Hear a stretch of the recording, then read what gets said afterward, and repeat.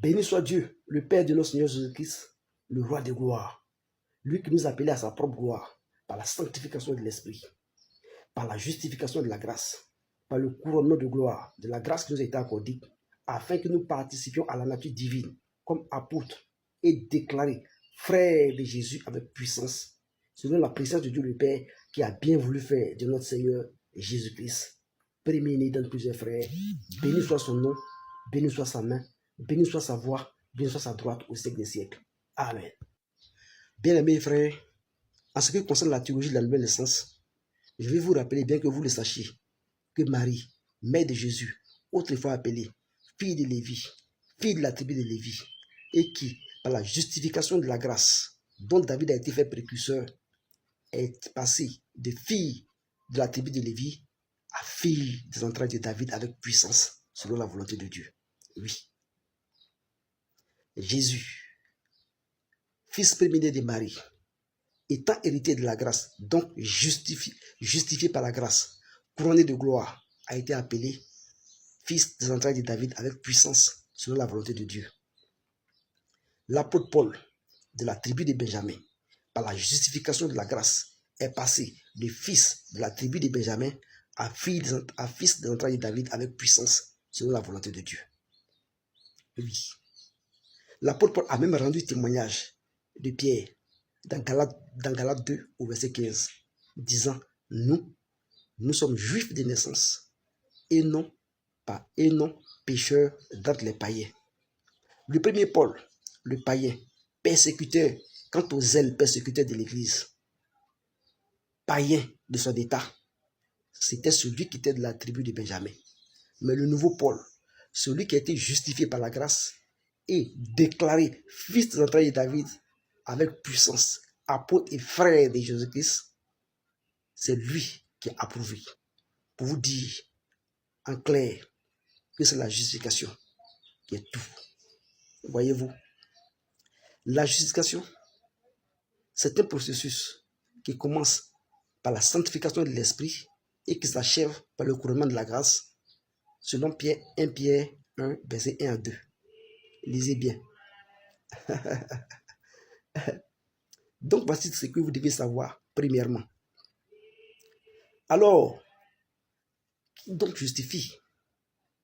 Qui est donc approuvé? Voilà la véritable question. Bien-aimés frères, ce que je veux que vous sachiez, bien-aimés, ce n'est pas celui qui se justifie lui-même qui est approuvé. Ce n'est pas celui qui se fait justifier par une lettre qui est approuvé. Ce n'est pas celui qui se fait justifier par une communauté qui est approuvé. Non, loin de là. Mais c'est celui que Dieu a justifié qui est approuvé. Et qui est celui que Dieu a approuvé? C'est celui que Dieu a sanctifié par son esprit. Voici pourquoi le ministère du Nouveau Testament, c'est le ministère de l'Esprit. Celui qui a l'Esprit de Christ lui appartient, et celui qui n'a pas l'Esprit de Christ ne lui appartient pas. Ce qui fait que, aujourd'hui, ce n'est pas celui qui ne prononce pas le nom de Jésus qui est païen. Non, de là, loin de là. Tu peux prononcer le nom de Jésus et être païen.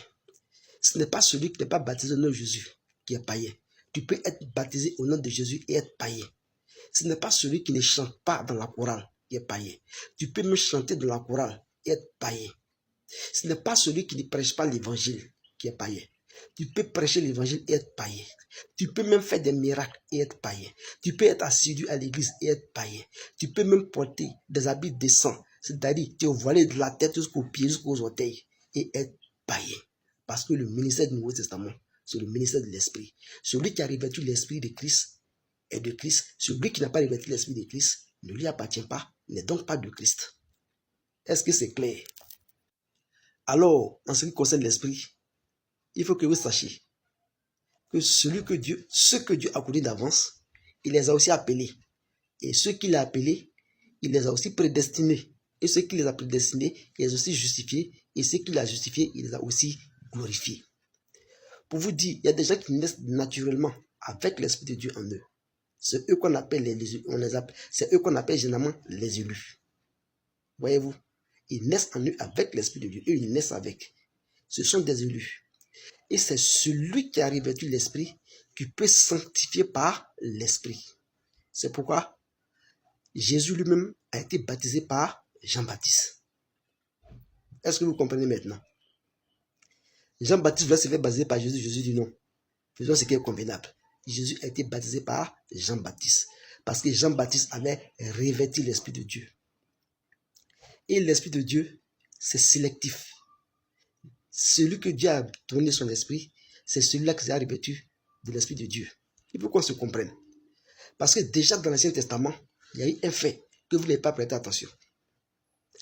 Rebecca, enfantant Ésaü et Jacob, avaient en son sein 2 enfants. Quoiqu'ils ne fussent point nés et qu'ils n'aient fait ni bien ni mal, le critère de sélection subsista. L'Éternel choisit Jacob et rejeta Ésaü. Jacob a reçu l'Esprit de Dieu, tandis qu'Ésaü a marché toute sa vie comme un âne sauvage. Et la même chose est répétée encore dans le Nouveau Testament. Élisabeth enfantant Jean-Baptiste, Jean-Baptiste dans le sein de sa mère était revêtu de l'Esprit et non du Saint-Esprit comme les païens de ce monde veulent nous faire comprendre. Parce que vous dites en vérité, le Saint-Esprit n'a pas été manifesté aux hommes avant la Pentecôte. Jean-Baptiste était revêtu de l'Esprit et par le témoignage qu'il a rendu dans Jean 1, versets 6 à 7, il était revêtu de l'Esprit de Christ, l'Esprit de prophétie, témoignage de la parole. Est-ce que vous comprenez? Élisabeth n'a jamais revêtu le Saint-Esprit. Élisabeth n'a jamais reçu l'Esprit. Elle a marché toute sa vie comme un âne sauvage. Mais les païens de ce monde lui ont attribué un témoignage et ils ont pris ce témoignage de la mort qu'ils ont en communion comme eux. Ils ont en communion entre eux. Ils ont fait de ça une prière pour se donner la mort et donner aussi la mort à tous ceux qui s'approchent d'eux.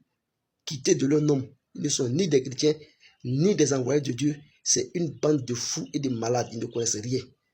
Et ils refusent de entendre la vérité parce que eux, tout ce qui les intéresse, c'est d'apporter le maximum de personnes dans la mort. Donc, en ce qui concerne l'esprit, il y a le critère de sélection qui s'opère. Dieu a choisi des gens qu'il a sanctifiés d'un premier temps. Et c'est ceux qui ont été sanctifiés par l'esprit qui sanctifient à leur tour les autres de l'esprit. Sous le commandement de l'Éternel. Voyez-vous. C'est pourquoi, déjà après la Pentecôte, ceux qui avaient en eux l'esprit, c'est-à-dire Jean et plusieurs personnes qui avaient en eux l'esprit, qui ont fondé par l'explication, l'enseignement du commandement du Seigneur, l'église de Smyrne, c'est eux qui ont sanctifié par le baptême de régénération de l'esprit tous les autres. Même Paul a été sanctifié par Ananias, par le baptême de régénération. Je vous dis en vérité, Paul n'a pas été baptisé par immersion. Non. L'apôtre Paul n'a pas été baptisé par immersion, mais il a été baptisé par le baptême de régénération de l'esprit. Et il a lui-même rendu témoignage dans 2 Corinthiens, je crois au verset 3, verset 18, en disant, nous tous qui le visage découvert, contemplant, nous tous qui le visage découvert, contemplons la gloire du Seigneur, sommes transformés en la même image, de gloire en gloire, comme par le Seigneur l'Esprit. Voyez-vous, c'est pour vous dire, faites attention, c'est profond. Je vous dis des choses très superficielles, parce que si vous rentrez au fond là, vraiment, je vais vous faire avancer, mais je vais vous faire perdre encore.